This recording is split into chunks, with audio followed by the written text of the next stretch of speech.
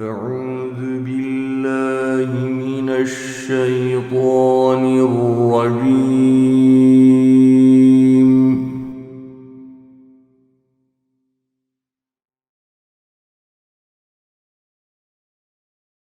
بسم الله الرحمن الرحيم.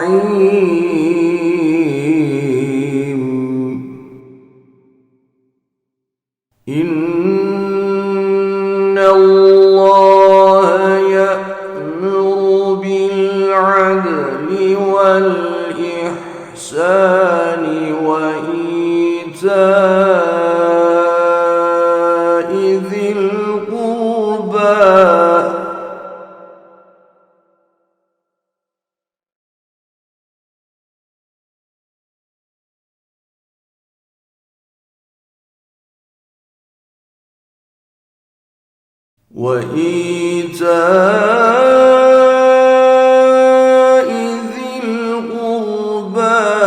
وينهى عن الفحشاء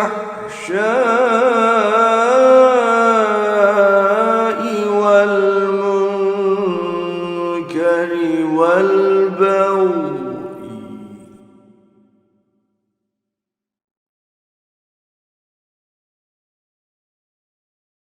يعظكم لعلكم تذكرون.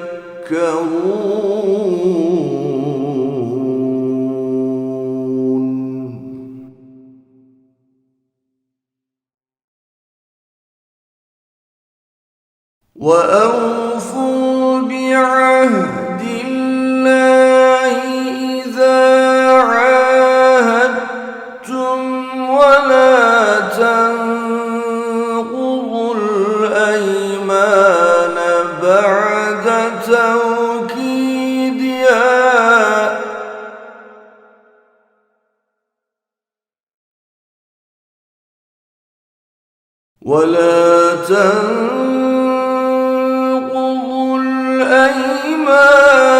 بعد توكيدها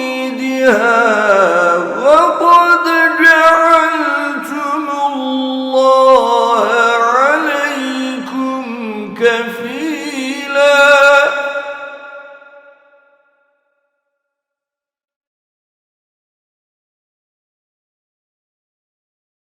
إن الله يعلم ما تفعلون.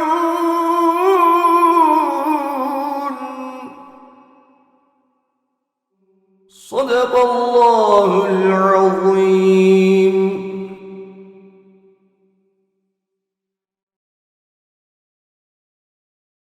Bismillahirrahmanirrahim. In the name of Allah, God, the most gracious, the most merciful. What an apt way to begin this program. Verses of the Quran speaking of justice. Respected elders, colleagues, friends, and the organizers of this event, I greet you with the universal greeting of peace.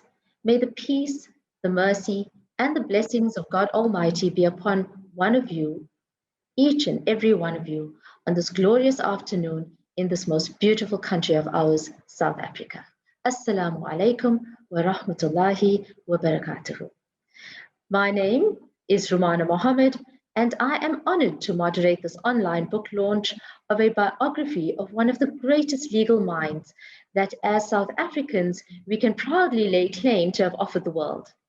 As the first Black Chief Justice, Justice Ismail Mahomed's appointment was more than just a response to our peculiar past.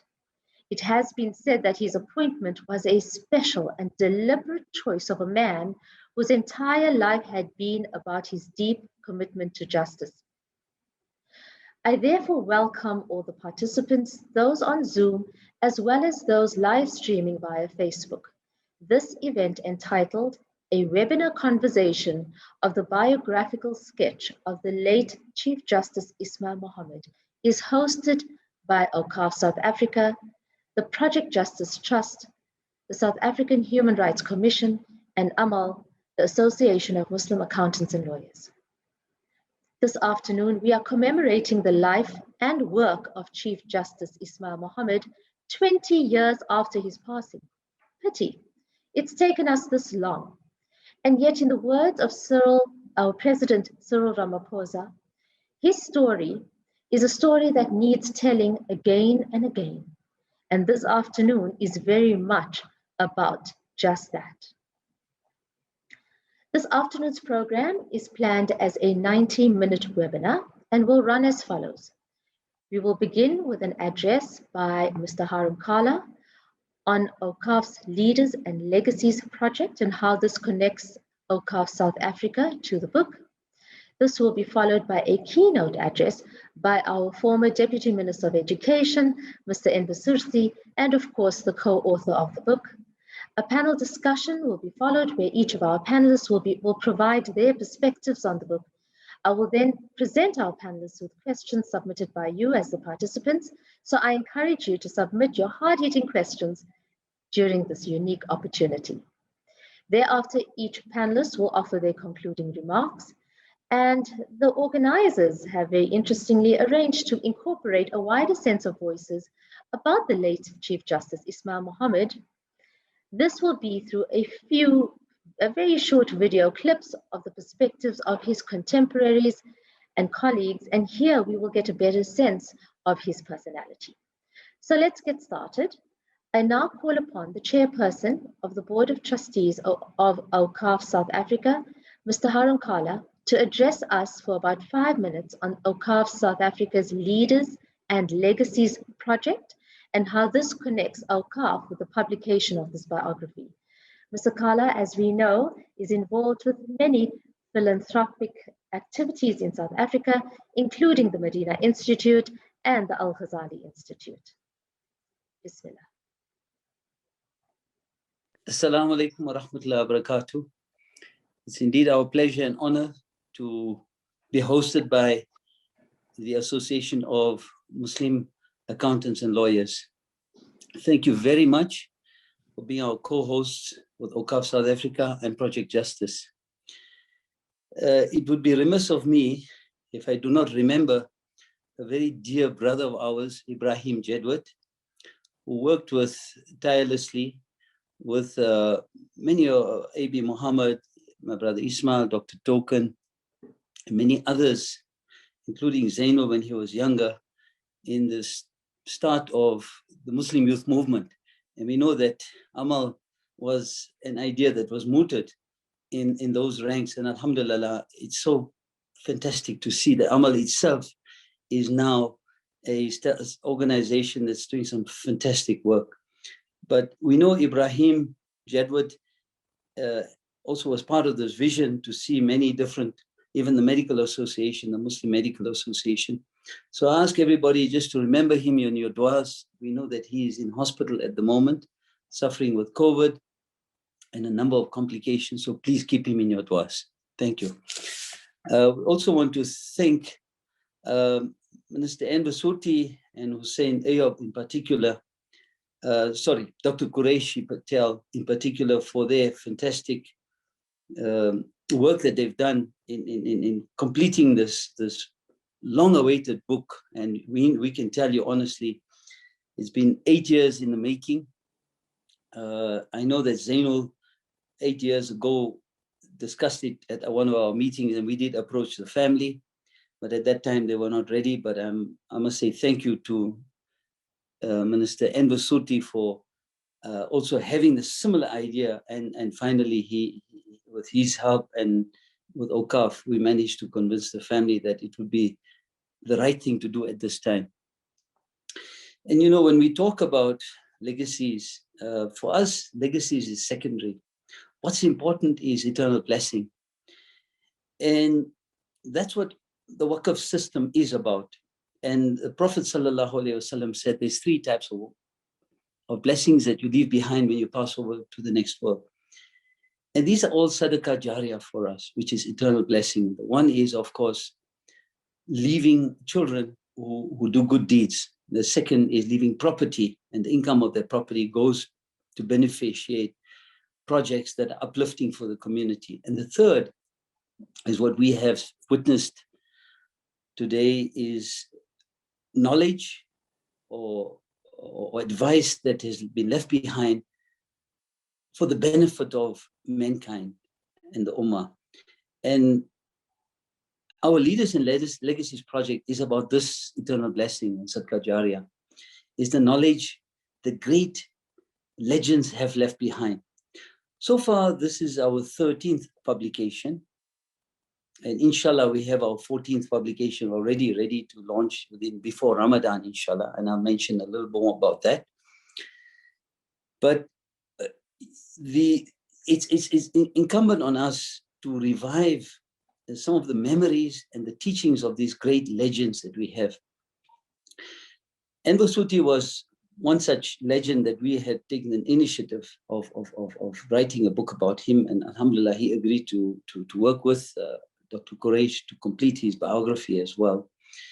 Some great work that has been done, and this is what the Leaders and Legacies project is about. Another one is on Hussein Ayub, who is a sports person. So what you said, that knowledge, we're not just talking about knowledge that talks about law, it talks about sport, it talks about upliftment of the community, it's talking about the knowledge that's passed on for religious affairs. For example, we've also completed the biography of Tuan Guru. That's a legendary one, of course. It's hundreds of years old. That story needed to be told. So these are all legacies that we believe that will serve many generations to come. Of course, amongst those, and what the topic of discussion today is, the biography of Ismail Mahomed. And we believe that this biography was very critical for us to resuscitate his message. As you said, his story needs to be told over and over and again. Because the one thing about Ismail Mahomed, his insights and his vision was such that truly, if you want to really absorb and understand him, you have to read and tell his story many times, because he had so many dimensions. Remember, he was a philosopher, not just a lawyer, as it were. So his insights had multi-dimensions. And Mikhail mentioned to me, in the book that, and he saw a different dimension. He said the advice he gave to the Muslim community. And I'd love Rumana to maybe ask Mikhail to say a few words about this right at the end in the panel discussion. So from my side, I just want to say to everybody who's been part of it, thank you very, very much for your insights. And of course, I also welcome Dr. Aslam Bava, who's on this program today. I believe Dr. Quraish is also going to be joining us. And of course, our Minister Enver Surty, who's agreed to do this. We really, really, Allah, bless you. And of course, Dr. Quraish for this fantastic initiative. And of course, we have, our deputy, our CEO, our founding CEO, Zeinoul Cajee, who also will be on the panel. So lastly, I'd just like to say that we also are busy with a very, the last, before the Ramadan, I'm hoping this will be one publication. It'll be Dr. Issof Jassad's book.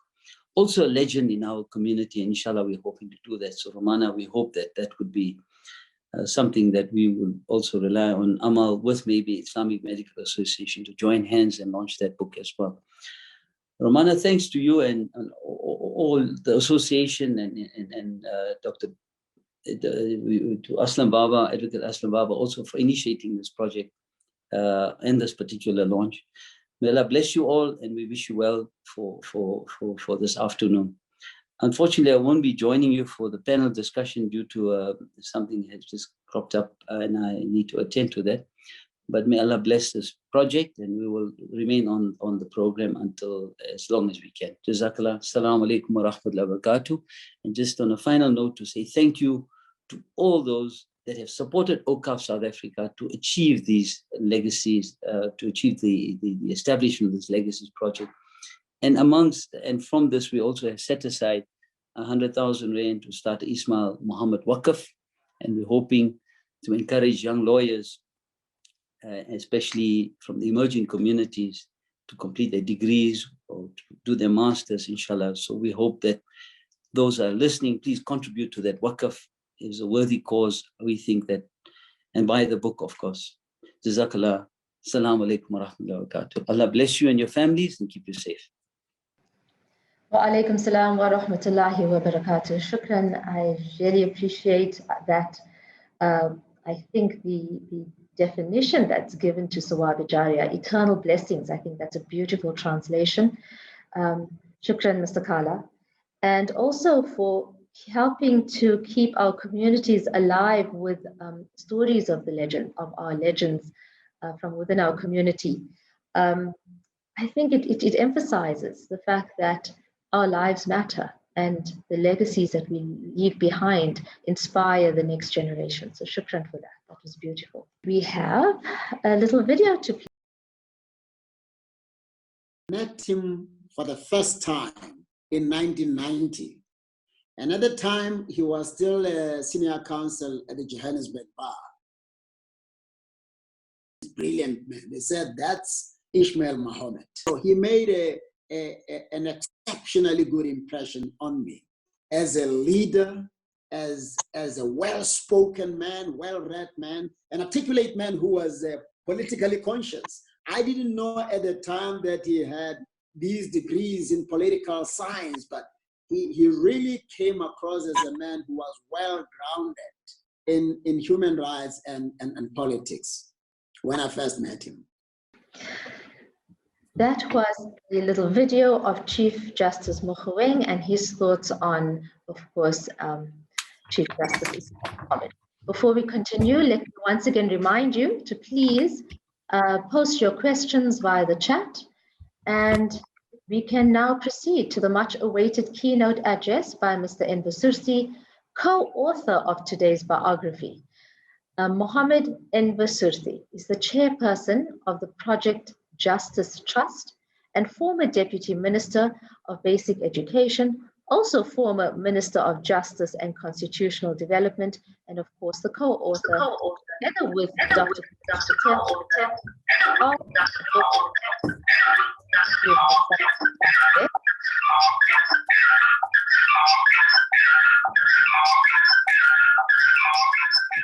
Someone needs to just mute their mic, please. Okay, that's better. Okay, so to continue, Mr. Enver Surty is also the co-author, together with Dr. Quresh Patel, of the book titled Ismail Mahomed, Liberating the Law. Mr. Surty is representing both authors today, and his co-author, Dr. Quresh Patel, is an activist, journalist, lawyer, and writer. Shukran, Dr. Surty, you may begin to address us. Assalamu alaikum and good afternoon, Sani Banani. Namaste to those who were part of this webinar. Thank you very much for the kind invitation to participate and to share some thoughts about an incredibly brilliant lawyer and judge. As I commence, I take note of the request by the chairperson of Awqaf, and we certainly pray for the shifa, the recovery, speedy and swift recovery of Ibrahim Jadwat and all those who are afflicted by COVID and any other illness. It's important that we recognize and understand the impact of this pandemic on everything that we do. And perhaps before I start, it's important for us, and when I say us, I refer particularly to my co-author, Quresh Patel, our assistant, Sumaya Surty, who were well received by the Mohammed family. Our first meeting with Adv.Mohamed, the second eldest sibling in the Mohammed family, was an incredibly warm and generous one. He embraced our vision of doing a book, a documentary on Ismail Mahomed, and indeed hosting a colloquium. Sadly, between July last year and December last year, 3 important people in the lives of Ismail Mahomed were lost. The first is certainly the most important, is Enver Mohamed. He certainly would have loved to receive the book, to share in the vision of Ismail Mahomed, and certainly to be part of the activity relating to the documentary, which we hope to launch soon. So our sincerest condolences go to the Mahomed family. But as we do so, we recognize the incredible contribution of the brothers, and I refer here to Feroz in particular, as well as Faisal, and to Anissa, the niece or the daughter of Enver Mahomed, as well as his wife Roshan. They've been warm, they've embraced us, they've supported us, they've provided us with details, they've given us access to the library, and this made the task of Quraish, Sumaya, and myself extremely easy in terms of putting together the sketches that are contained in the book. The second person whom we should reflect on very briefly is Priscilla Jana. The book reflects on her contribution to the struggle for our freedom as an instructing attorney and a person who formed part of a team with Sean Naidu, Clifford Mailer, and obviously the legend himself, Ismail Mahomed. The third person would be George Bezos, a human rights activist, well known as a person who had indeed enrolled or moved the application for its enrollment in the High Court, who was a founding member of the Legal Resource Center, in which Ismail Mahomed participated very, very actively, and who was a close colleague and friend of Ismail Mahomed. So these are three losses that occurred in a very short space of time. Haroon Kalla spoke about 8 years that they had this vision, and it's quite incredible and remarkable that we were able to achieve this, and I really would want to thank my co-author, Quraish Patel, for his incredible commitment and dedication to make this come true. Within 8 months, we were able to do what we did. We were able to complete a copious, voluminous biography, as well as co-edit a book in honor of Ismail Mahomed. In other words, a book containing essays honoring Ismail Mahomed titled Law, Morality, and Justice. This would have not been possible had it not been for the dedication. But this would not have been possible had it not been for the kind of openness, the willingness, the enormous goodwill that we've received. Every single person whom we had contacted and requested to contribute to the conversation about Ismail Mahomed ungrudgingly and willingly contributed, and did so in such a meaningful way. I'm so glad that Aslam Bava, senior counsel, who is one of the contributors who provided a perspective, is also part of the panel discussion. This says something about Ismail Mahomed, that he was a remarkable man who had a huge impact on people. How do you speak about Ismail Mahomed? We all know, for example, that he was a brilliant man. They speak about his intellectual capacity, we speak about his incisiveness, they speak about his oratory skills, they speak about his ability to recollect, his memory. They speak about his commitment to the law, his passion for the law, his deep understanding of the law, his wisdom, etc. But there was another dimension that Ismail spoke about, and that Haroon Kalla spoke about, and that is the philosophical dimension. In other words, what is the law all about? And this is what Ismail Mahomed was all about. And perhaps I should start with a quotation from page 69 of the book, which speaks to Ismail Mahomed. It's on page 61, I pardon. And these are his words: the study and practice of law had appealed to my idealism because the justification for the law was its pursuit of justice and its capacity to resist injustice. But it was through the instrumentality of the law itself and the institutions of justice that manifest injustice was inflicted on me and other persons of color. It enabled me to focus more intensely and consciously on what the philosophical and ethical legitimate ends of justice were.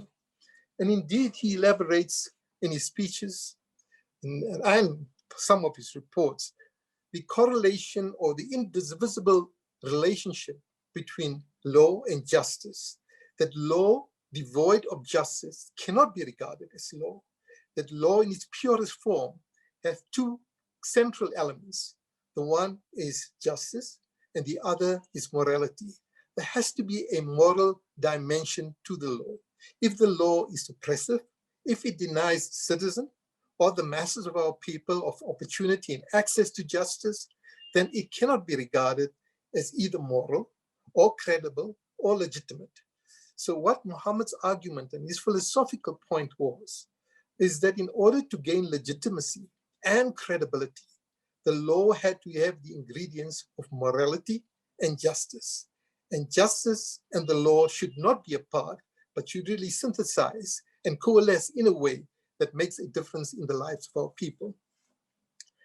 Ismail Mahomed was the first in many things. And perhaps, what comes to mind is one of the one of the keynote speeches of the current Deputy Minister of Justice when he spoke about Ismail Mahomed being the first.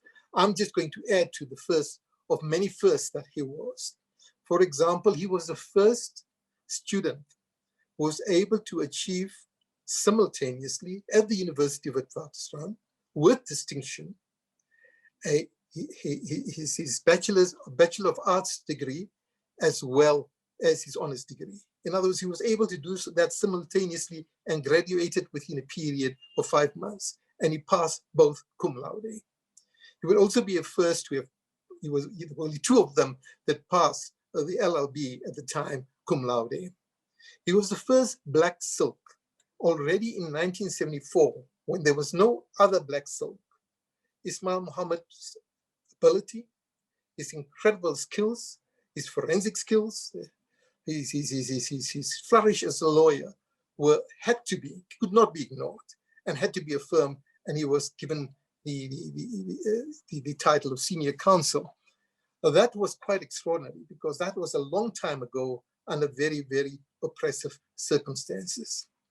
He was again the first black judge in South Africa, and that he did after the release of Nelson Mandela, and obviously being invited by Nelson Mandela to serve as a judge in South Africa because Nelson Mandela had a vision for Ismail Mahomed. He knew that he would contribute meaningfully to the transformation of our system of government and usher in a democracy that we had waited so long for and worked so hard for. So that was the first on the part of Ismail Mahomed. He was also the first black judge in the Supreme Court of Appeal, and then the first deputy president who was black in the Constitutional Court, and certainly, to crown it all, the first Chief Justice in a democratic South Africa.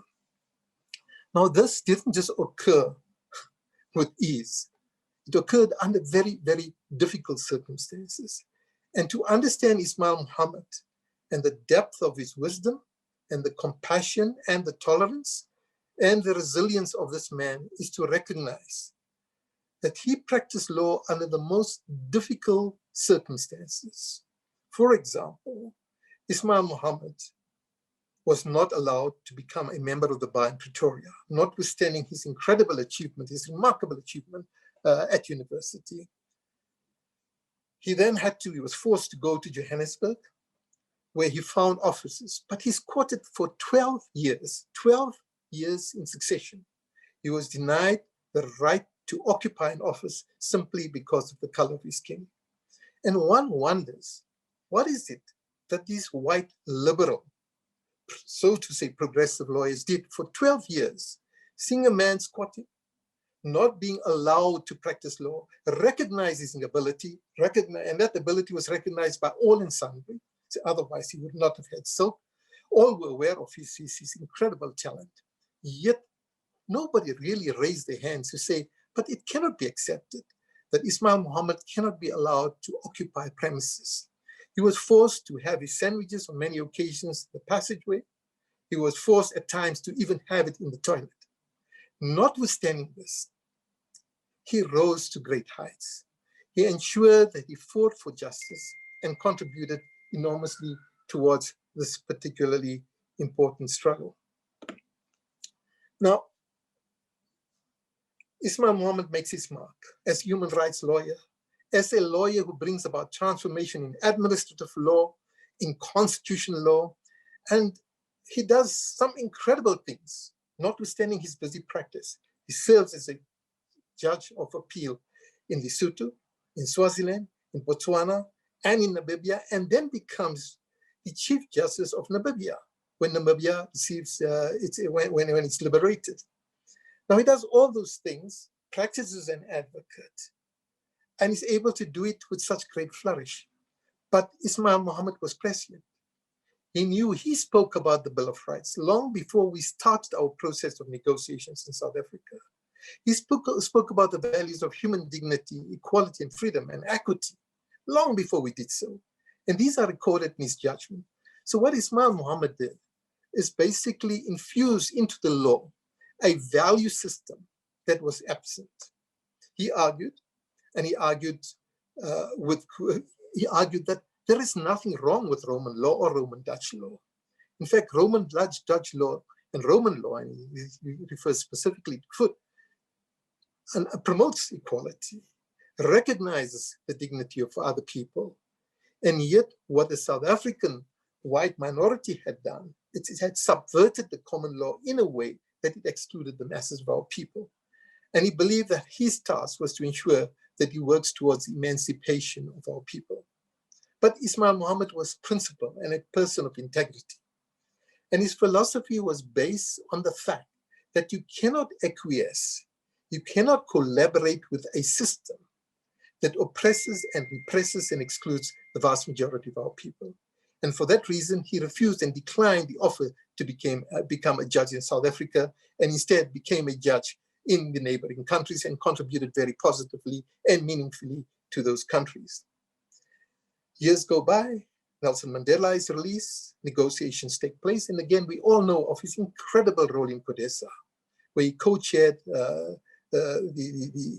this disparate group of people who were seeking a future and a destiny for our country. And now came the time for Ismail Mahomed's nomination. His nomination as Chief Justice. And what does he get back? Notwithstanding his incredible, remarkable talent and achievement, his ability, he was certainly the most quoted advocate in the country and globally. And you find that there's a nomination for Ismail Mahomed to the appeal court, and except for one, every single judge of the Supreme Court of Appeal, well, then it's the appellate division, objects to his appointment solely on the basis that they have somebody else who has served longer, who is more experienced. But they are not alone. They are accompanied by at least another 90 senior judges, all white, all male, who opposed the appointment of Ismail Mahomed.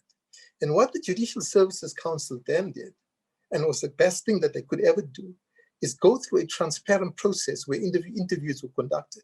And anybody who had seen the manner in which Ismail Mahomed was interviewed and his responses to the question would have no doubts in their minds about his capacity, his ability, and certainly his likely contribution to transformation in South Africa. These are amongst the many things, and I could speak forever and ever on this matter. But I think let perhaps pause and say that for us, Quraysh and myself, it was a labor of love. And as we did this, we were supported by a young lady, Surty, who basically brought us, given the realities of the pandemic itself and our inability to really meet with people face to face, to show us how technology could be used meaningfully. And we were able to then have conferences with many people, and many of these interviews are indeed reflected in the book because of the quality of the interviews, the spontaneous nature of the interviews, and the eloquence of the people who were interviewed were just things that we could not exclude. Let me conclude by saying that nobody can speak as eloquently, in my opinion, as a judge or as an advocate as Ismail Mahomed. He had this remarkable gift and talent. And we thought it would be certainly it was absolutely necessary and essential that a reader should feel this eloquence quite directly. And in doing so, we selected speeches, and we really would want to thank the late Advocate Patel, who had gone out of his way to put together the many speeches that were made available to us for us to do so. So these are just some of my words, and really, that's really to set the tone for hopefully for a vibrant discussion as we go on. So thank you so much for the opportunity, and sorry for being a little longer than the 10 minutes that was assigned to me. Shukran, Mr. Surty, and that's fine. It was extremely engaging, and I think On reflecting on Mr. Surty's keynote, I think it's important to acknowledge that as much as we are celebrating the life of our subject, the late Chief Justice Ismail Mahomed, we must also offer accolades to the authors in their creativity of how the book is crafted.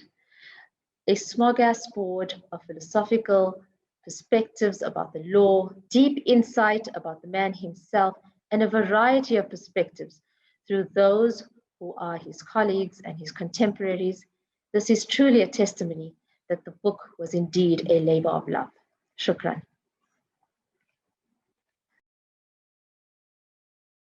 Throughout the world, you operate and serve as a judge in neighboring countries, and all the time you walk in the steps of who?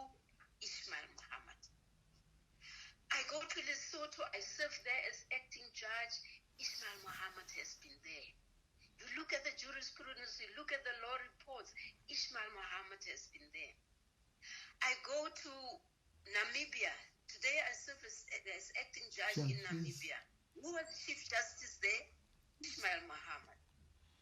Whose judgments are all over the law reports in Namibia? Ismail Mahomed. He was academically inclined. He was an advocate, senior counsel, lawyer, and he was a judge of note. And that spread all over Southern Africa, and in his thinking through the speeches that he penned, his thinking is all over the world. Ismail would spend hours in the prison cells where we met them. He would spend hours with them in the awaiting trial area at the courts, where there were no chairs, so really he would be standing. And very, very often he shared their food. So that also struck me. He was full of jokes. You know, for a very long time, I remember these jokes. They were so clever, so smart. And while he's driving, he would crack these jokes. It was hilarious. What a lovely personality. Ismail would quote a case. He knew the title, he knew the citation, knew the page, he knew the paragraph. So I did see evidence of that. That's true. That's what I mean, that his preparation was so thorough. Nobody could challenge him on that knowledge, not even the judge. Ismail's attitude to you depended upon, I suppose, the classic Martin Luther King statement, that's the character of the person rather than their color, that absolutely determines your assessment of them. That was Ismail to a T.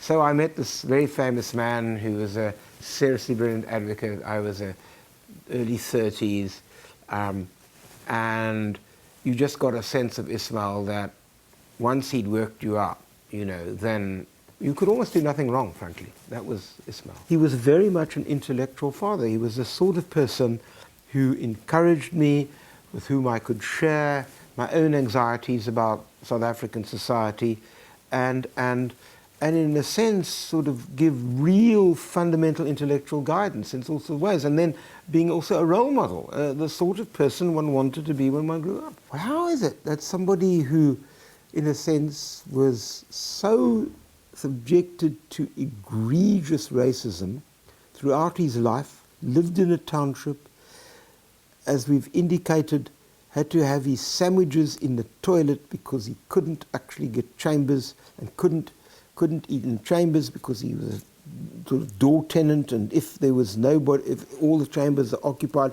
Lord Lone knows where he went, but he certainly can go to a restaurant given the Group Areas Act. How did somebody like that, with all of those obstacles placed in his way, how did he manage to sort of come out on top?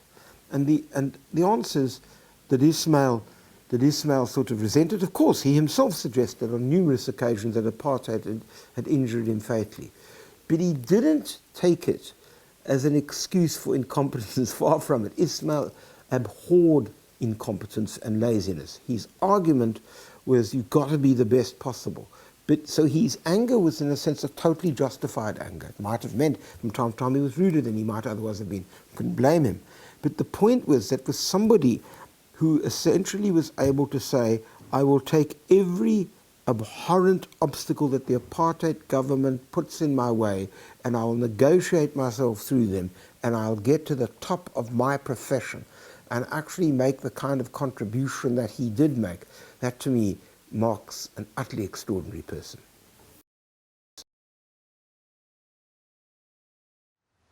The first thing I remember about Ismail was his smile. Big, warm, radiant, welcoming smile. I was at Wits. I'm studying law at UCT. I'm 17. I've just become politically active. And I'm meeting comrades in the struggle at Wits. I'm introduced to Ismail Mahomed. He's whipped away to speak at a mass meeting. He comes back a few minutes later. He swayed the whole audience impromptu. And the Transvaal Indian Youth Congress meant so much to me, to my consciousness. A brilliant generation, and did they suffer in the struggle.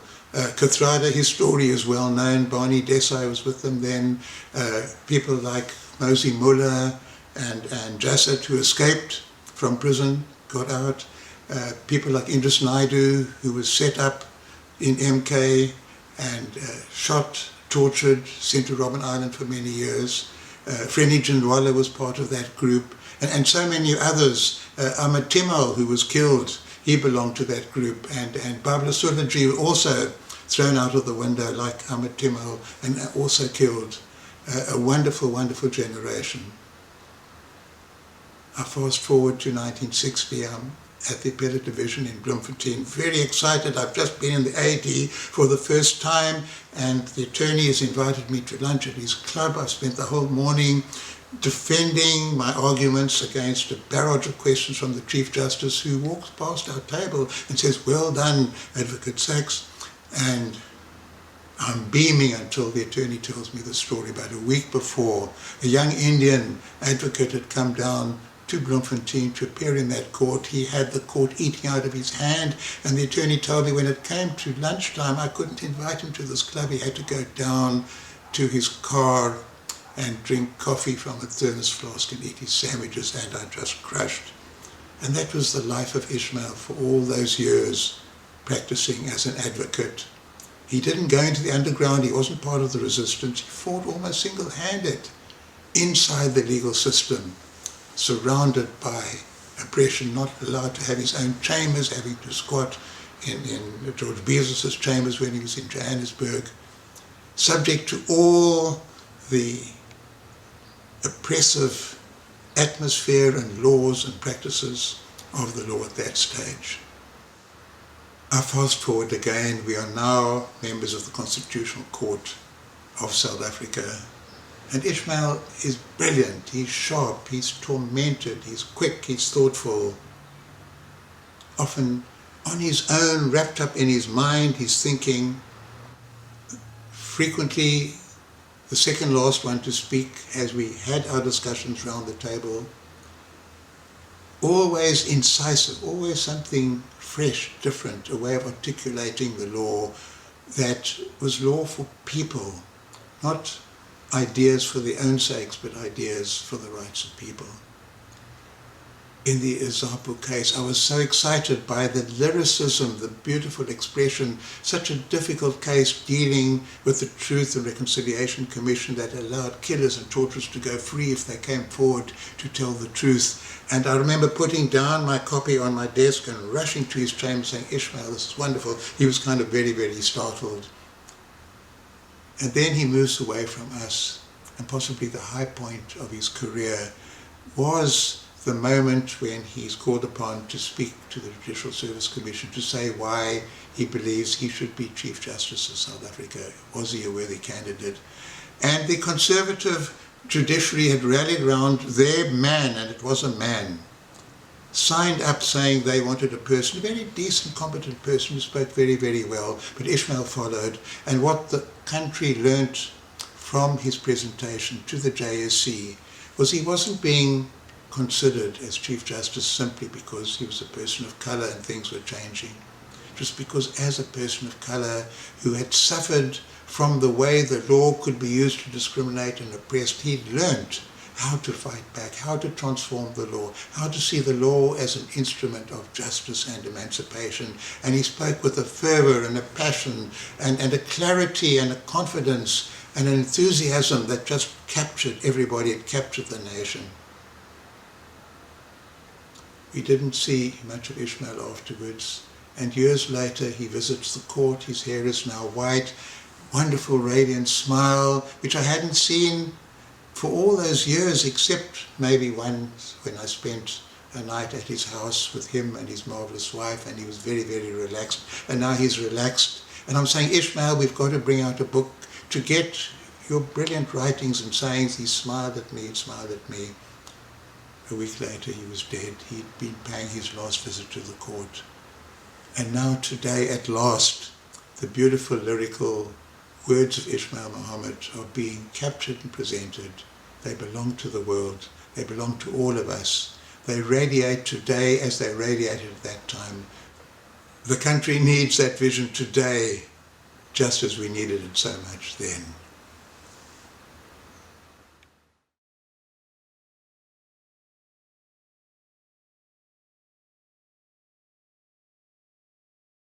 We shall now proceed to the panel discussion, where each panelist will offer their perspectives of the book. And let me start first by introducing you to the panelists. The first on our panel is, of course, Zeinoul Cajee, who is the founding CEO of Awqaf South Africa and a chartered accountant by profession.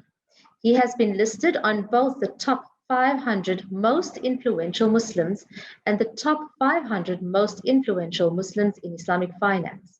A pioneering spirit indeed. Then we have Advocate Shafie Ameermia, a human rights activist who recently completed a 7-year term as commissioner on the South African Human Rights Commission. Advocate Ameermia currently serves on the convocation of Wits University in Johannesburg and is a research fellow in international law and arbitration at the Center for American and International Law in Dallas, Texas, USA, where in 2017, he was conferred the Robert G. Story International Leadership Award in recognition of for his work on the South African Human Rights Commission. And of course, we have Advocate Aslam Bava, SC, Senior Counsel, member of the Duma Nokwe group of advocates, who has served on the Johannesburg Bar Council for 4 years and who sits as a director on the board of the Arbitration Foundation of Southern Africa, AFSA. Advocate Bava is also the chairperson of training at AFSA. Advocate Bava, we will give you the floor first. Will you please begin with your thoughts? Shukran.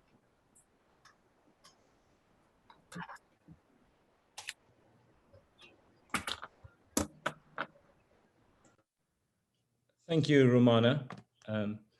It's a privilege for me to be here.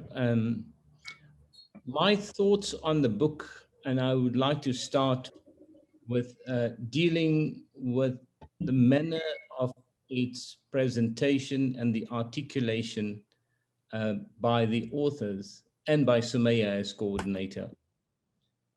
I think they have done a tremendous job, but I don't want to just stop there. What is particularly and what was particularly appealing to me was the depth of knowledge that the authors themselves had in the engagement of human rights history and human rights thought. One cannot write a book such as this with just a plain and basic grasp of these very deep and troubling issues that have straddled across the history of our country and that have straddled across the history of humanity in trying to think out and eke out the exact meaning of what constitutes human rights, of what constitutes human existence. And in this book, I was very pleased for my sake and was very educated, I must indicate, the depth of the philosophical grain that both the authors had brought to this book, it would have been much the poorer, to my mind, if this did not have the authors of the caliber that we have in Enver, Surty and Quraish Patel. So firstly, I think that that's an accolade that I need to voice. And I think it is tremendous in the manner in which they presented and articulated the issues. Then coming to the subject matter, and that is Ismail Mahomed. One feels dwarfed, and particularly I do, when you read the history, when you find that this is a person who dedicated himself towards the pursuit of an ideal, but an ideal that would be to the benefit of everyone else, and an ideal that would benefit the country, but not only the country, that would also benefit humanity as such. And this comes in thinking of ideas and formulating and articulating those ideas. Now, in this book, you start finding that aspects, for example, that I looked at in Roman Dutch law, I looked at them on a very peripheral basis, very superficially. But when you read how Ismail Mahomed engaged with the ideas of authors of Roman Dutch law, you've got Foote, who is, by the way, one of these authors, and how he engaged with such ideas and what he formulated and created. You just sit back and you marvel and you say, but that is an engagement of a human being that has such depth and has such deep questions about life. And these deep questions about life, we ask ourselves too. I want to quote, for example, when he interacted with every person that Ismail Mahomed interacted with, who was a lawyer or wanting to become a lawyer, became great in stature. From Penal Maduna to, name it, he interacted with Bram Fischer, Norman Mailer, and across the spectrum, Priscilla Jana. But just to look at some of his thoughts, and when he was working with Bram Fischer, now Bram Fischer, we will know, was one who was brought up in terms of an imparted structure, where he was brought up in a privileged situation, and had he left things to be as they were, he would have possibly been the Prime Minister of South Africa, but he chose to oppose all these racial laws and, in fact, fight against them. But in coming with these ideas, he says, and I quoted page 104 of the book, and it says, when he was dealing with Bram Fischer, and herein lies the great conflict. What does a person do when a web of statutes, through unequal and unethical treatment of the majority of disenfranchised people, promotes immorality? Now, this was raised by Enver, is the conflict between the law and an immorality. And once he reflected on these, Ismail Mahomed then says, what these statements amount to is this: there must be a rational and purposive relationship between law and morality, and particularly between law and justice. The law must have a morally defensible content. It is that which compels my fidelity to it. Your laws, that is speaking to the apartheid government, your laws do not have that content. They are immoral. I am therefore not obliged to obey them. Indeed, I am entitled to defy them with the objects of causing other laws to be enacted, which are ethically purposive and which can therefore properly compel my fidelity.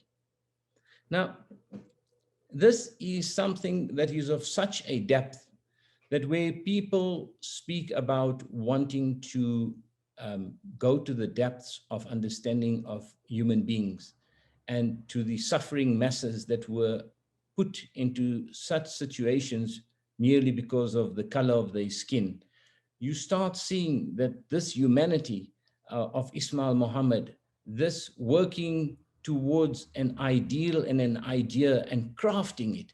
And this is what what brought it about. The tapestry, the human being, the crafting of such ideas and views that he had developed in terms of understanding what equality for humanity meant and what equality for human beings meant. So to me, this book is an absolute eye-opener.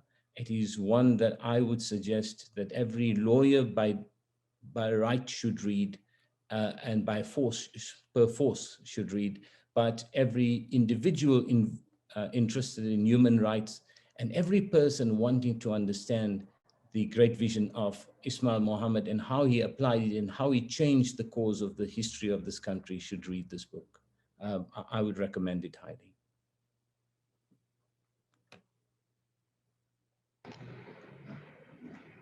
Shukran, Advocate Aslam Bava, for that. We now call upon Advocate Ameermia. Advocate Ameermia, may we have your thoughts now, please? Assalamu alaikum, and good afternoon to everybody. Greetings to one and all. For me, a former Human Rights Commission official and a commissioner, it has indeed been a privilege to be part of this project.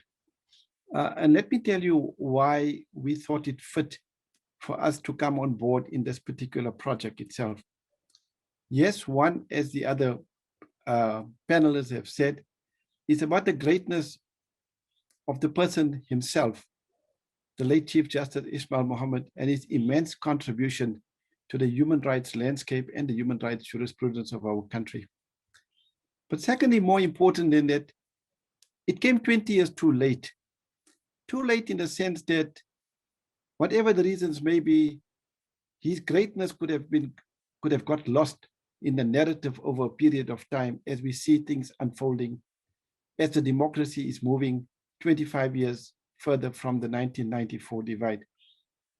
And so from the South African Human Rights Commission perspective, when I was approached by Project Trust with this proposition that can we do something together, indeed, I said it is absolutely important for us to do this project as a strategic collaborative partnership for the following reasons. One is the late Priscilla Jana, the deputy chairperson of the South African Human Rights Commission, who passed on the 10th of October 2020, had worked very closely with the late Chief Justice during the anti-apartheid struggle for fighting for the right of dignity and for a just cause. But secondly, Priscilla Jana in herself was a very vibrant human rights activist, and she died in that capacity as well. So may her soul rest in peace and we pray for that. The third and the most important thing is why the South African Human Rights Commission was so strategically located in this whole scheme of things. It's primarily because the South African Human Rights Commission is a Chapter 9 body. It is a constitutionally entrenched to promote, protect, and advance and monitor the violations of human rights. Now, the human rights that we are promoting and advancing comes from a historical and a very painful past that the preamble of the Constitution of the Republic of South Africa Act of 1996 speaks, that it was such a horrible experience that we never want to repeat those mistakes again.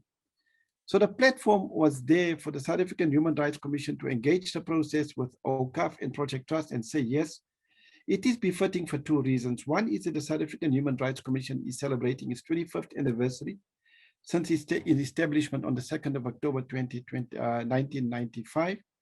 And secondly, we are celebrating this occasion with the Office of the High Commission for Human Rights in Geneva as well, where the jurisprudence of the late Chief Justice resonates in international human rights jurisprudence as well. People like the president of the Human Rights Council, Justice Navi Pillay, is but one example of the magnitude of the work that Ismail Mahomed did that took us to such wide spaces with such recognition. I then say the third point, we thought that it is yes befitting because the late Chief Justice we're celebrating 20 years of his passing, and we wanted to embed it within a constitutional body that will have a life of its own. So his legacy and his life will live on forever as well, and not get lost in the narrative, as many things do get lost in the cracks during the advent of the course of time.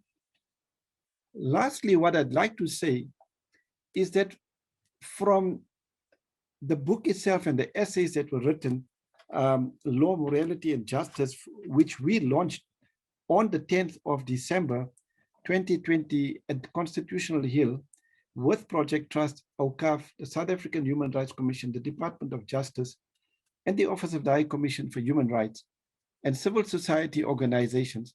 We basically internalized the meaning, the true worth of the legacy of the great personality in the form of the late Chief Justice Ismail Mahomed. And I'd like to reflect, for example, the famous case of Ahmad. The Ahmad case basically, I don't want to go into the details of that, but basically revolved around the recognition of the right to the freedom of religion and the Muslim marriages. And that debate has been going on for aeons. And eventually what has happened, that contestation of terrain was benchmarked against the Bill of Rights, the equality clauses in the Bill of Rights, as well as the freedom of religion in Section 15. That led to the case, the famous case of the Women's Legal Center, where the South African Human Rights Commission joined that application before the Supreme Court of Appeal, which was finalized, which finally, after so many years, 25 years, the Muslim marriages are given a recognition in terms of the equality clauses and on the basis that there is no discrimination anymore, which is now going before the Constitutional Court to get its validation certificate. So yes, it was a fantastic exercise for the Human Rights Commission to embed the work of the greatness of the legend, the personality of the late Chief Justice Ismail Mahomed, whose jurisprudence on human rights basically led the platform, like Enver Surty says, for the Bill of Rights in our country. So what better institution than the South African Human Rights Commission to honor that legacy and to take the process forward? I think on that basis, I'd like to say that, Ismail Mahomed, the legend himself, I remember going back to the days when I was a human rights activist in 1997, when we celebrated the 50th anniversary of the Universal Declaration of Human Rights in Pretoria, with an organization that I worked for, the National Institute of Public Interest Law and Research. We celebrated the Duma Nokwe Human Rights Award, where Mrs. Mary Robinson, who was then the president of the Human Rights Council, was a keynote speaker. We awarded the Duma Nokwe Human Rights Peace Award to the late Chief Justice Ismail Mahomed, together with Bishop Tutu. So for me, it was a very fulfilling exercise to be part of this great and magnificent journey.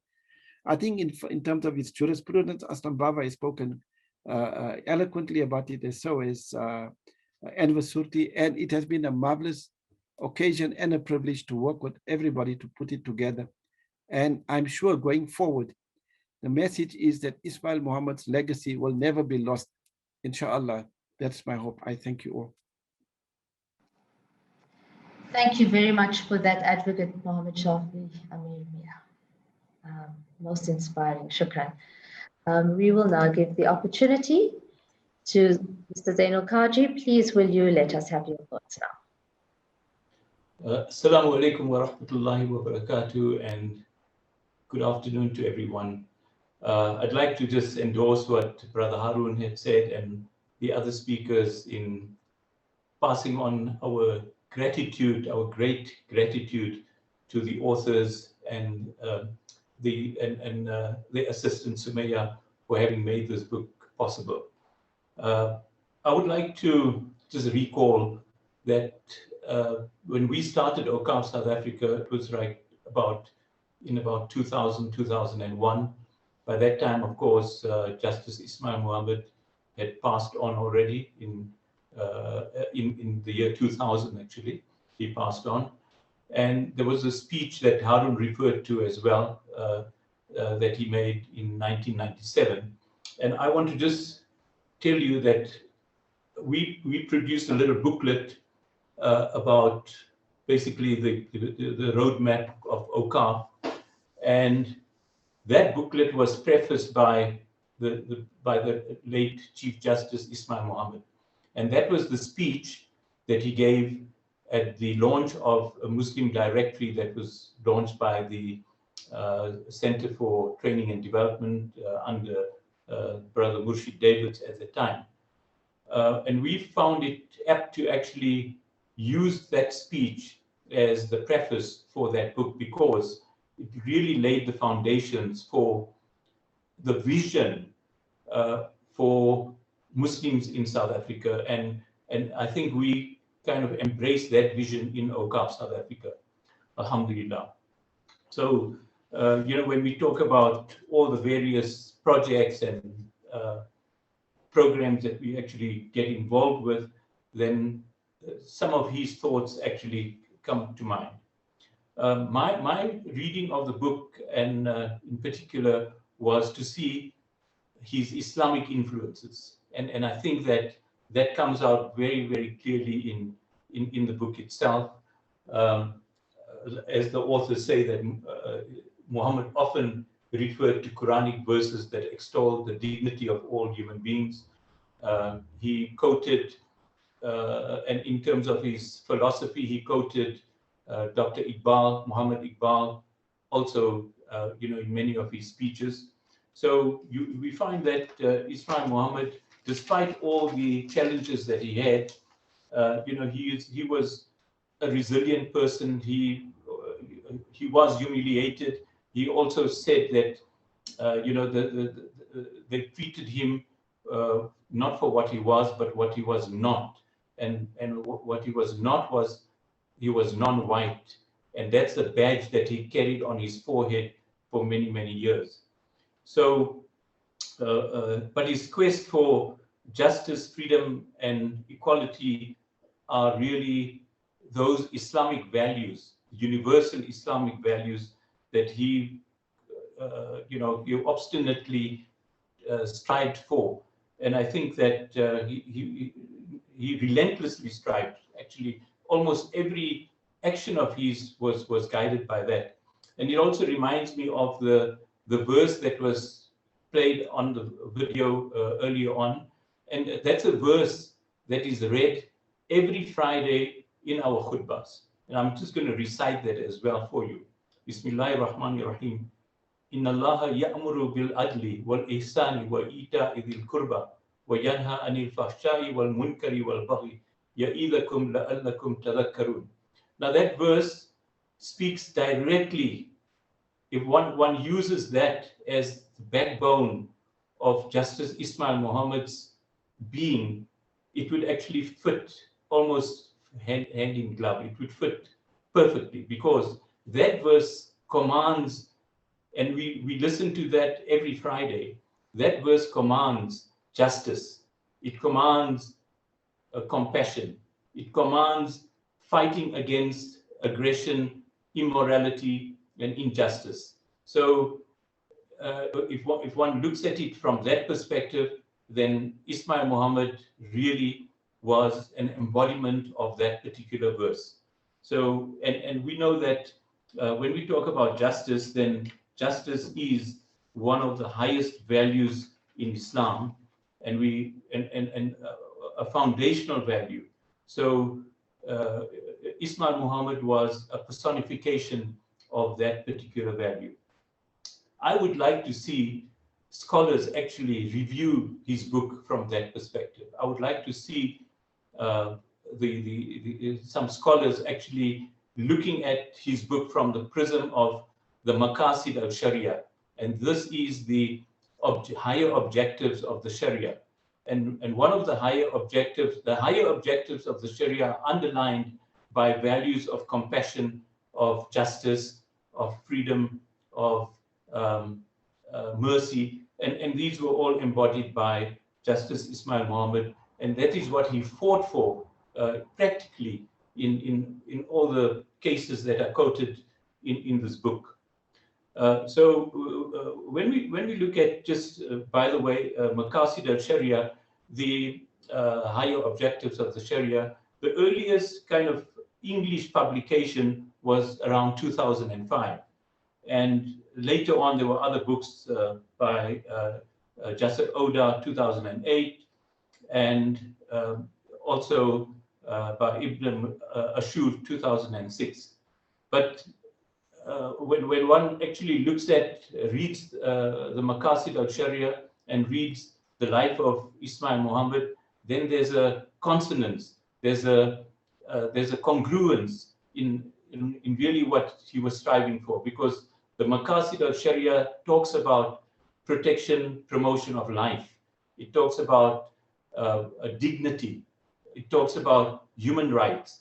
So in his readings and in his early life, he's influenced by his mother, his grandparents.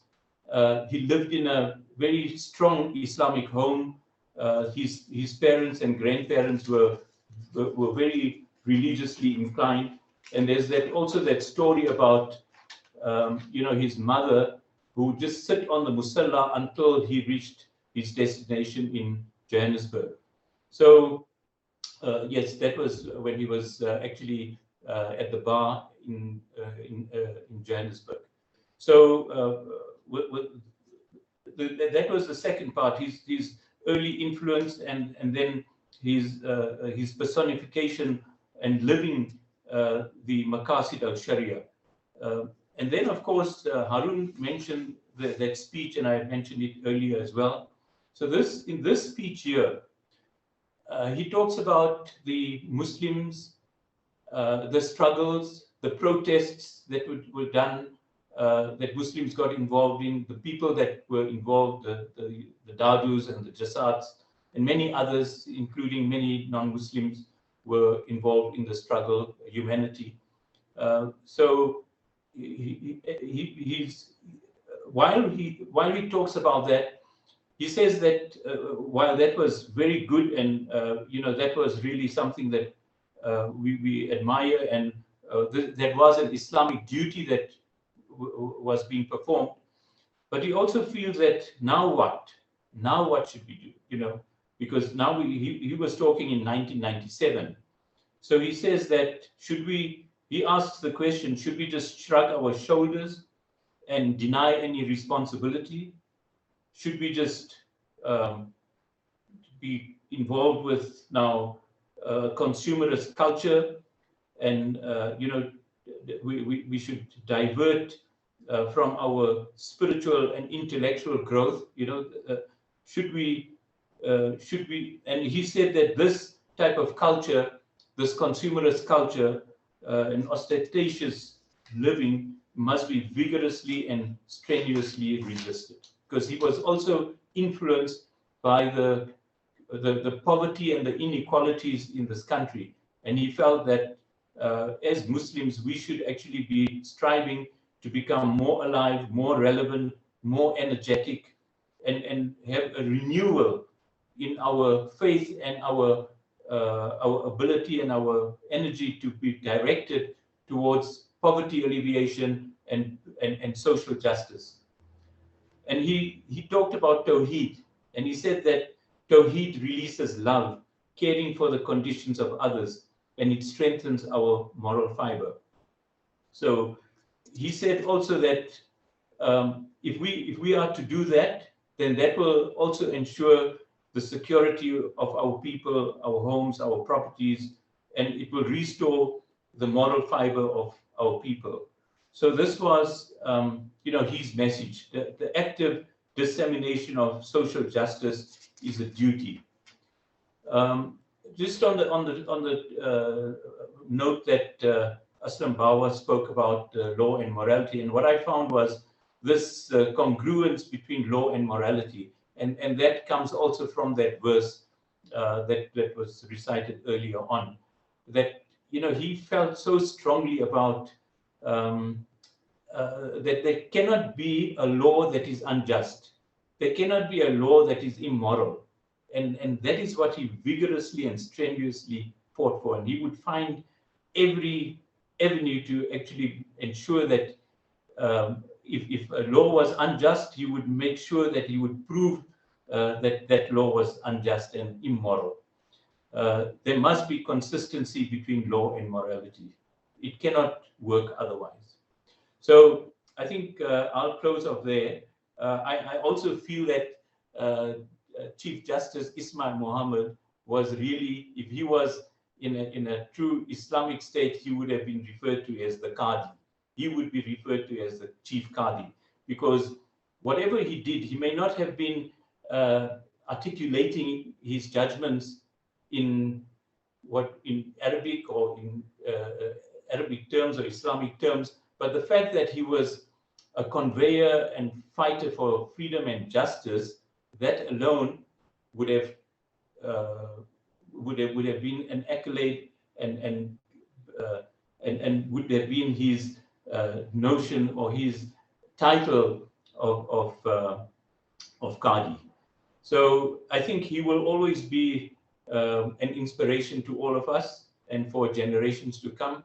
And I feel that all our young lawyers and accountants and professionals and community out there need to look at this speech again and again and again. And I remember our Honorable Deputy Minister telling me that this speech here should be printed and be distributed to people over and over again. And inshallah, I think we should do that, because when I read the speech again, I think it just reminds us of our role here as Muslims in South Africa. So I think Ismail Mahomed, marhum, radiyallahu anhu, rahmatullah alayhi, may Allah bless him. He was really a true role model for all people in South Africa, including Muslims, non-Muslims, everybody. And I think his legacy, we should really internalize, and as lawyers and professionals, we should be involved in disseminating his ideas. Jazakallah khairan. Assalamu alaikum wa rahmatullah. Shukran, Uncle Zeinoul. I think you took full liberties there as Awqaf. I'll be back on. Right. As we proceed to the question and answer part of our program, the Q&A, I would like to invite Mr. Enver Surty to join the panel.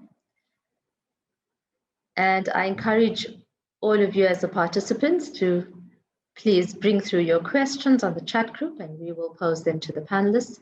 I may have to combine some of these questions and pose them in a way that addresses the major themes if there are. I see there are lots of questions coming through.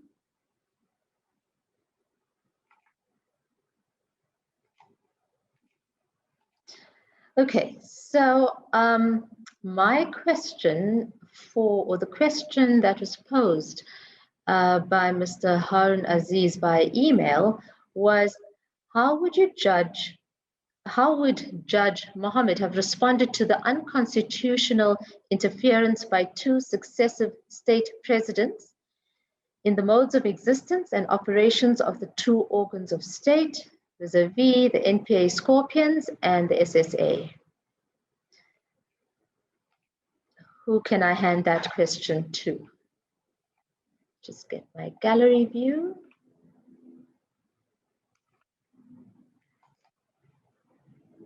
Can I make a comment on a point here?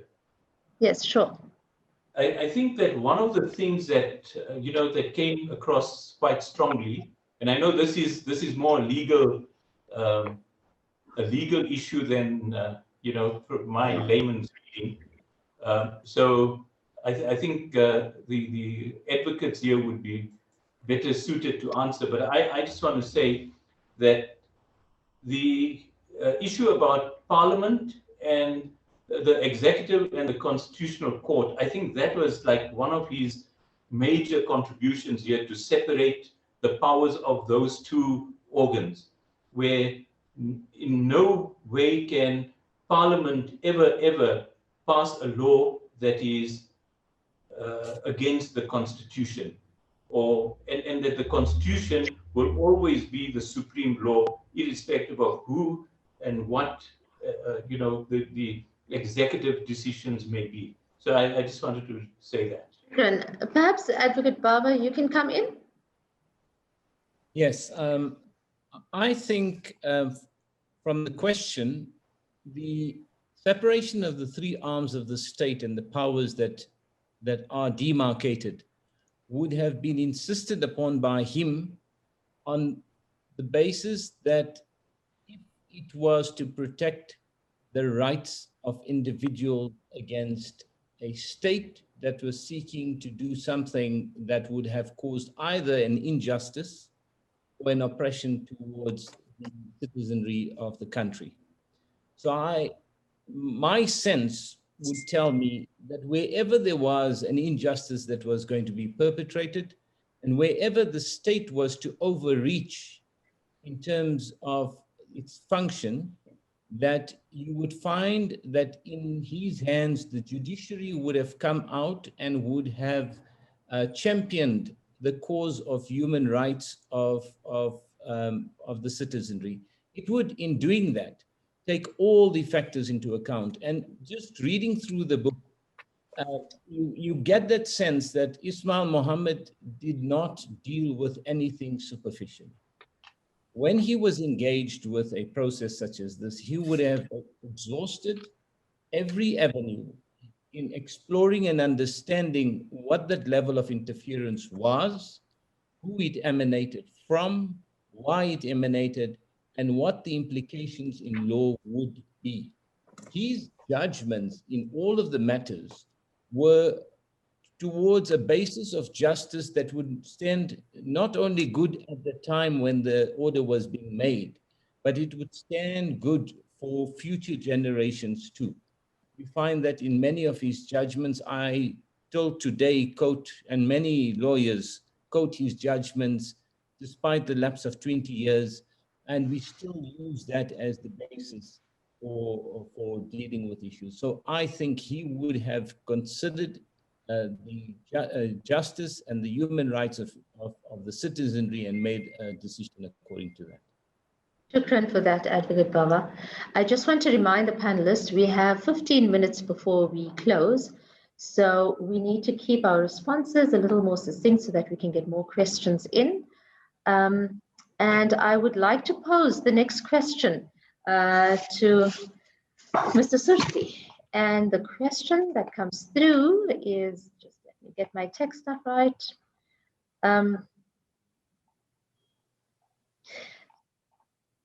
Where did that go to?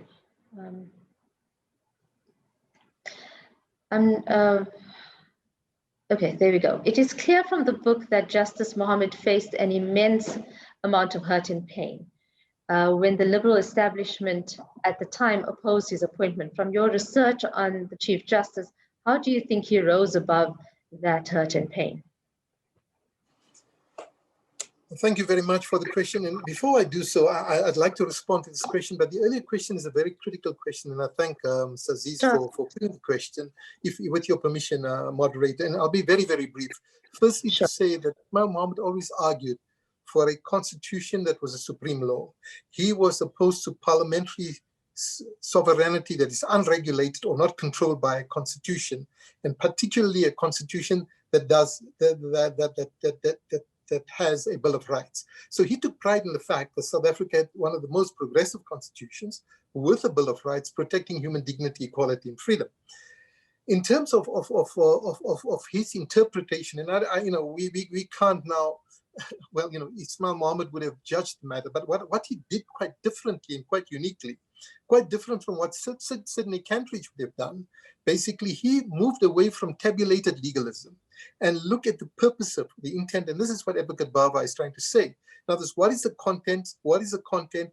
He'll ask all these questions and then say, what is the purpose teleologically of the action on which has to be interpreted? And he interpreted it in a way that it was informed by the values of the Constitution, the values underpinned by human dignity, equality, and freedom. The equity and equality became very, very central to his interpretation. So whilst respecting the separation of powers, he was very, very clear that any action from government or any action from the legislature, which is inconsistent with the supreme law, that is the Constitution, would certainly be set aside because Parliament, because the judiciary has that particularly important responsibility, ensuring that it sustains our democracy by respecting the Constitution and the rule of law. I could speak about the rule of law, but now to the second question, and thank you very much for that question. The hurt was immense, extremely immense. It was denigration of a person, of his humanity. And that brings to mind the philosophy of Ismail Mahomed. And this is what the book says. He was a philosopher of hope. He looked at the future. In other words, notwithstanding the pain, the anguish, the suffering that he had experienced directly at the hands of the apartheid regime, outside court and within court, he certainly was resilient enough to overcome it and fight against oppression in any way possible. What Ismail Mahomed believed in, and these are the two kernel issues that made Ismail Mahomed the philosopher that he is. He was not a liberalist. He was an egalitarian person. In other words, he believed that you live for the collective benefit. In other words, look beyond the individual benefit, but look at people as a whole. Therefore, he embraced and perhaps articulated the concept of Ubuntu better than anybody else. And that is indeed the concession that the Chief Justice makes in the other book, which we have put together. He says that nobody has been able to articulate Ubuntu as powerfully as Ismail Mahomed has. And if you could just allow me, it wouldn't take me a moment to go to just one paragraph. Perhaps I should find it a little later. So that was the one point. So Ismail Mahomed's life and his philosophy was centered around the humanity, the humane nature of people, about being compassionate, people caring and respecting each other and doing for each other to improve the quality of the lives of our people.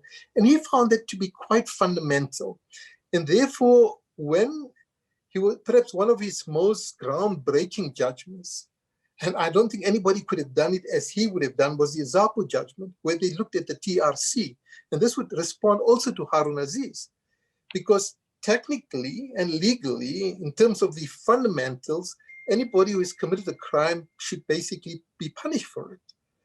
But there was a greater call for a public interest, a common good, a reconstruction that was asked for. What do we do under those circumstances? Do we then declare the Truth and Reconciliation Commission as unconstitutional and its objectives as inconsistent with the Constitution? Or do we look at the greater public good and the public interest? And Ismail Mahomed, notwithstanding the pain that he experienced directly as a result of the oppression and repression, was able to basically take our democracy to a phase of reconciliation and reconstruction. In other words, central to him was basically the issues of justice, the issues of morality, what is in the better interest of all. And I think his personal hurt and his personal anguish was secondary to the more important goal of humanity, being, of common good for humanity. And that is how I would imagine Ismail Mahomed emboldened himself in terms of dealing with the denigrating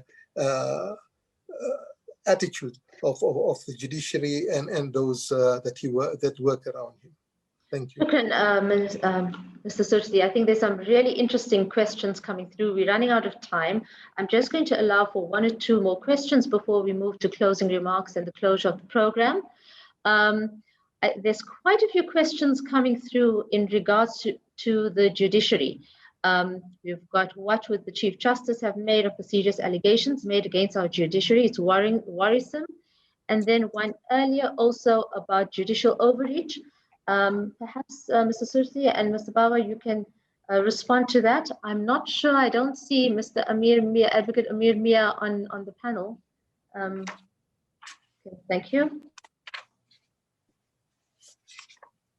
Let Mr. Bava speak, and I'll come after him, please. Thank you. Okay, sorry, if you could just repeat the question for me. I was busy reading some of the other questions. The question was, what would the Chief Justice have made of the serious allegations made against our judiciary? And there are other questions in regards to judicial overreach. I thought we could just, if you could just comment on that and the current status at the moment in regards to the judiciary, and then we can sort of close off that theme. Yes, so I think the simple answer to that is what Mr. Surty has stated, Enver, is that he would have looked at it through the lens of the rule of law, and that rule of law would be informed by what the Constitution is, and more particularly what the Bill of Rights said. So he would not be partisan in that respect. He would, and he always stood for the overarching provision and the overarching lens against which any action is judged, whether it be of the judiciary or whether it be of the citizenry or whether it be of whoever, has to be done through the lens of the Constitution. So if the judiciary would have been contrary to the Constitution in what they stated, he would certainly uphold the rule of law and the Constitution. And if the attack on them was unjustified and against the Constitution, then he would have dealt against such criticism. So the issue is, the question is a broad question, therefore the answer is broad. If it was more defined, then obviously one would know what particular allegations you were talking about. But in this instance, that's what he would have done, from my sense. Mr. Surty? Thank you very much. You know, there's a beautiful, I'm just looking for it in the book, there's a beautiful speech that he had given to the international jurists, where he speaks about, firstly, he defines what the judiciary represents, and he speaks about the reciprocal responsibility that the judiciary has. He says, although it has no army to protect it, although it basically does not have the resources that the executive has, the judiciary itself has the power to subvert any action by the state because of the authority that is vested in it.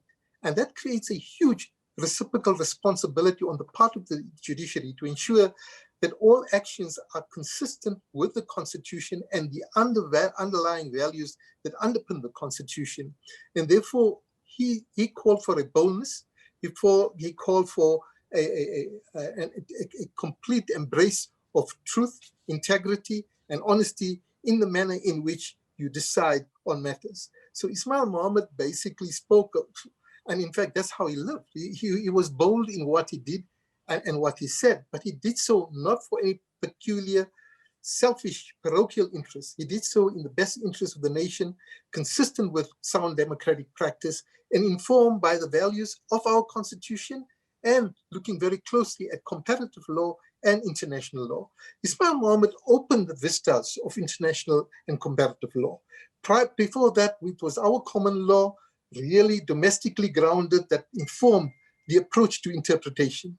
Ismail Mahomed already in Namibia started opening the doors, and indeed back home, he ensured, and even in his argument as an advocate, brought in elements of international law which hitherto the judiciary had not been exposed to, and which was utilized in a way that would persuade them to do things quite differently.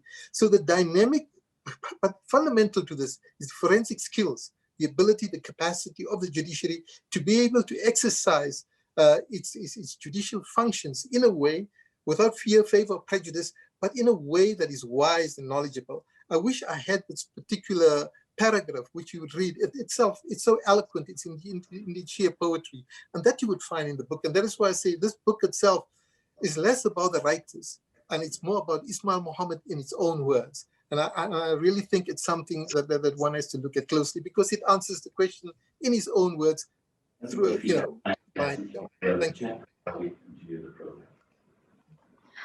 Mr. Surty, if you do find that passage, please put it onto the chat, and then I think that'll be very useful for the rest of us, and we will continue the program. Advocate Ameermia, I'd like to pose a question to you, please. You mentioned that Chief Justice Ismail Mahomed was instrumental in successfully driving the public interest litigation together with the women's, sorry, my apologies, that you were part of that driving of the public interest litigation together with the Women's Legal Center in the SCA in December 2020, involving the fight for the recognition of Muslim marriages in South Africa, right? How do you think, or to what degree do you think that Chief Justice Ismail Mahomed influenced this?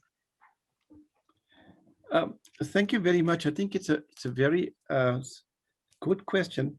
I think what Ismail Mahomed, his works basically now, or his legacy, has basically taught us to use the independence of the judiciary, you know, to in a constitutional democracy, using law, morality, and justice, you know, to champion and dispense with justice without fear, favor, and prejudice.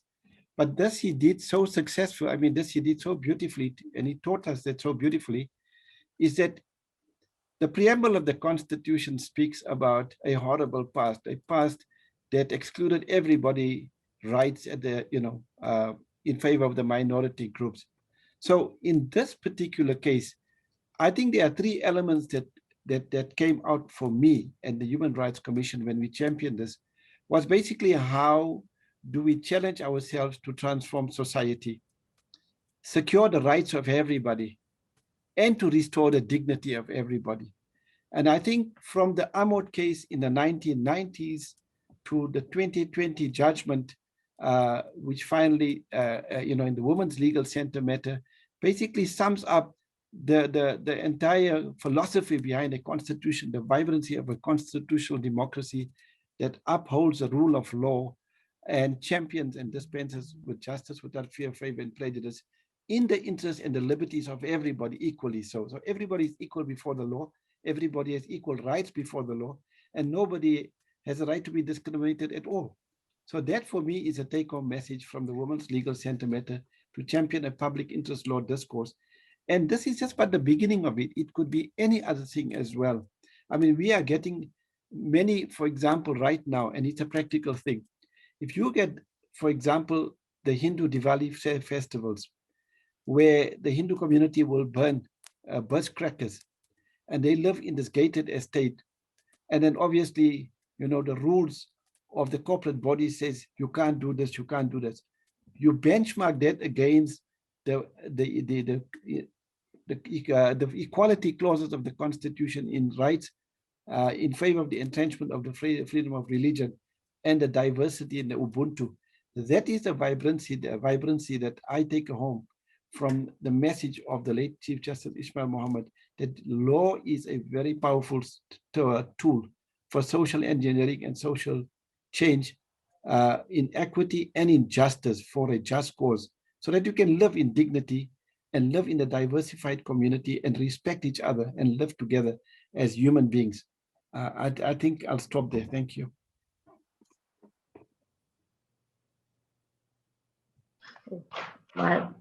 My apologies. Shukran, Advocate Ameermia, for that.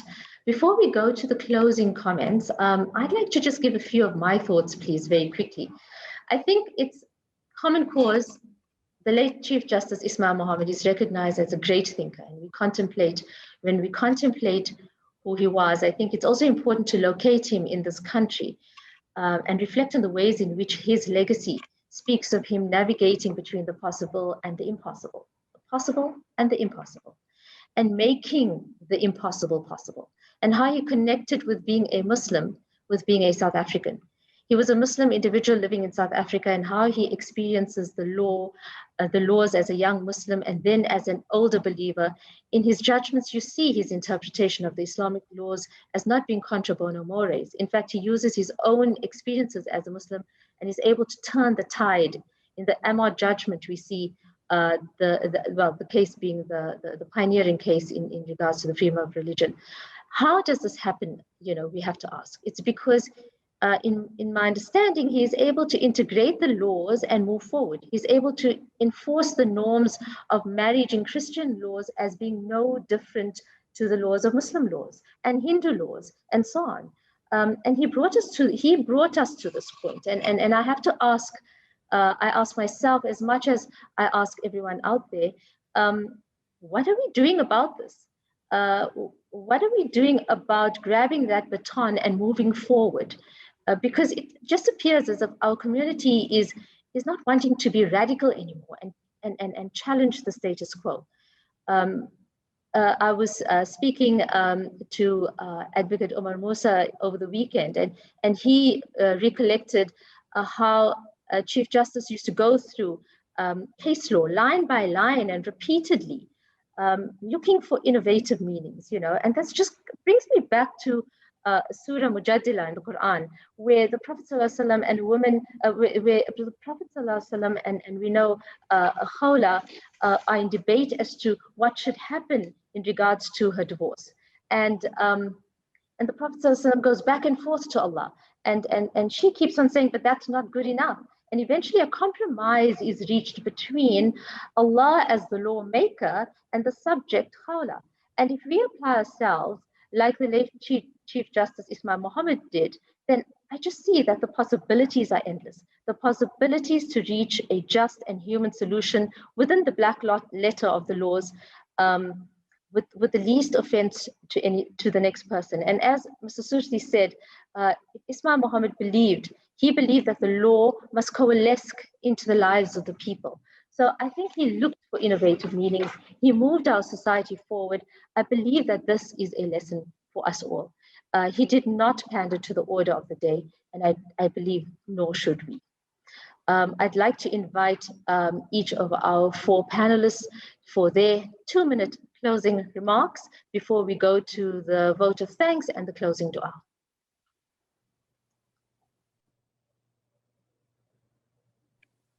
Here are my closing remarks, and they come from Ismail Mahomed directly, and I'm going to be reading very fast. The independence of the judiciary is crucial. It constitutes the ultimate shield against the incremental and invisible corrosion of our moral universe, which is so much more menacing than direct confrontation with visible waves of barbarism.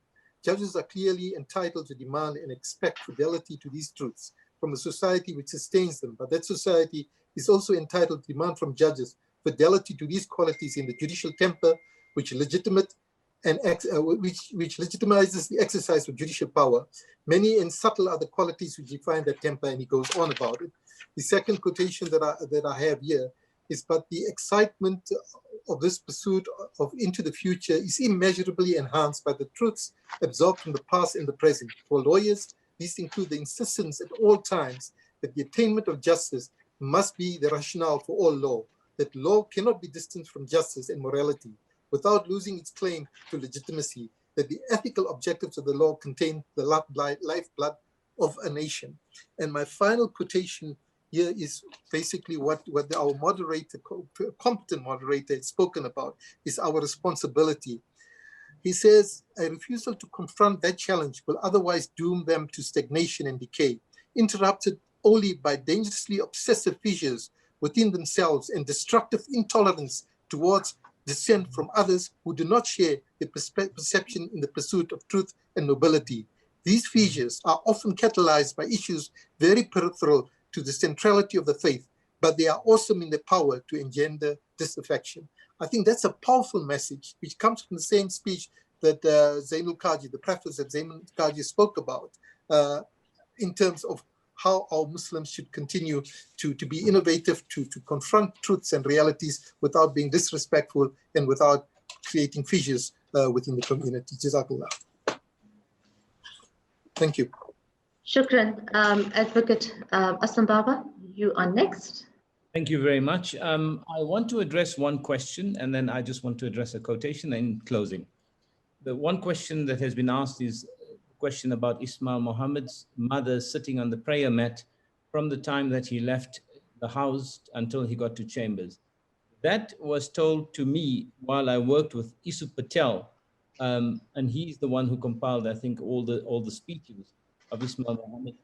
And I used to work with Isu Patel, and I was his junior in a couple of matters, and we spent a lot of time, and he in fact narrated this to me, that Ismail Mahomed was not allowed to occupy Chambers in Pretoria, so he would get onto the train in the early hours of the morning.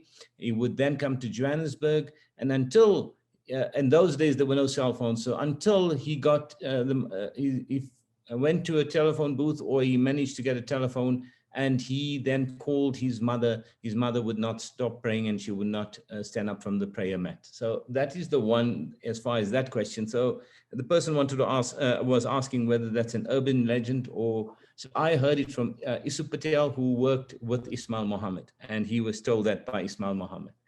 The next portion is just closing and to show the depth of Ismail Mahomed's area of understanding human beings and penetrating deep beyond. He wrote two aspects in his second Carnegie address in South Africa, and he says these two very important things. Law, therefore, has a vested interest in the crusade against poverty.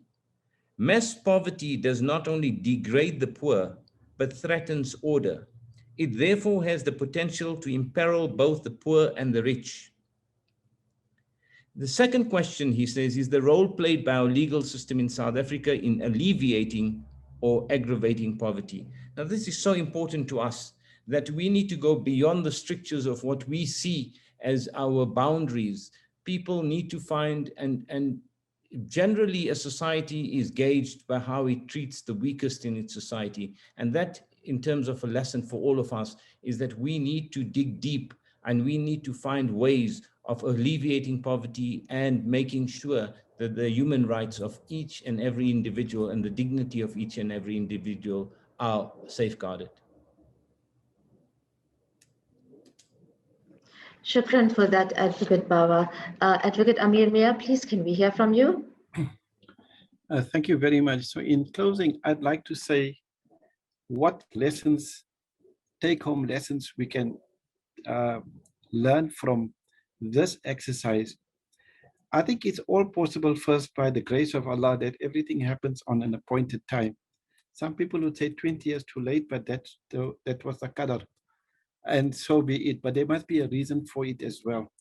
And the reason for that basically for me is to say that we need to use and engage the Constitution and the structures of the Constitution to leverage rights of all human beings, the right to dignity. Now, the point I'm making here is that we need to start engaging with, for example, like the Chapter 9s, which Awqaf and Project Trust did in this particular exercise with going into a partnership with the South African Human Rights Commission. This is an important thing because the Human Rights Commission has got a life of its own, because it's a constitutional body. And hence using these platforms to locate the greatness of people and to basically extol the praises of such great people is very important, because those who do not learn from history then goes into the dustbin of history and to repeat the same mistakes. So therefore I'm saying is what we have done going forward here, where I spoke to Mr. Surty about, is perhaps having an annual lecture called the Ismail Mahomed lecture in these particular platforms, so the legend and the legacy lives on, and the greatness from the jurisprudence that all of us can extract will live on in our psyche, so that we ourselves going forward will not repeat the mistakes of the past and slide back into a horrible past where there'll be intolerance and all those kind of things that you're seeing happening in the rest of the world. So that's my take-home message for now. And thank you very much to you, Program Director, for a wonderful, being a wonderful host, and to all my panelists. Thank you so much. Shukran, Advocate Ameermia. It's been my pleasure. Brother Zeinoul, please give you this opportunity. Shukran. Jazakallah again. I think if this book was not written, I think it would have been an indictment on the whole Muslim community of South Africa. And we are so grateful really to Enver Surty and Quresh Patel for having taken all the strains and the stresses and the pain and the glory actually for doing this book. Alhamdulillah. And may Allah be pleased with you for doing this. In terms of the book, I think every Muslim leader in this country should be reading this book. The legal profession in particular should be reading this book, and lay people as well, because it would be of interest to everyone. I'd like to close off also with a quote from page 177, which also talks about Ismail Mahomed's influence, one of the influences, and Islam being one of his major influences factors as well. So on the authors write here that Islam influenced Muhammad in a profound way is beyond doubt. When he matured into a thinker whose wisdom was in high demand among the Muslim community, his understanding and interpretation of the history and values of Islam formed the bedrock of his political analysis. According to Muhammad, Muslims' protest against apartheid was an Islamic imperative to a secular menace, that is, to apartheid. Its theological justification rests on the very foundations of Islamic philosophy, its understanding of God, and its visions of humans as vicegerents of God in the material world. What happens in the secular world is very much the business of Islam, and secular injustice is therefore an issue of central concern for Muslims, as it must be for all men and women concerned with the human condition. Jazakallah khairan, and thank you so much.